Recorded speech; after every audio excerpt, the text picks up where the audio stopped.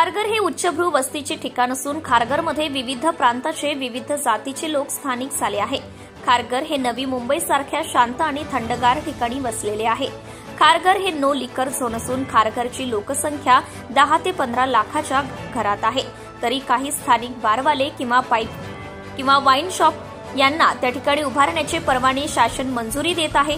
हे कुठेतरी थांबावे, त्याकरिता संघर्ष समितीतर्फे खारघर कायमस्वरूपी दारूमुक्त राहावे याकरिता गेली 20 वर्ष ही संघर्ष समिती संविधानिक मार्गाने एक आंदोलन सुरू केले आहे। पावसाळी अधिवेशन काळात सरकारने याकडे लक्ष द्यावे।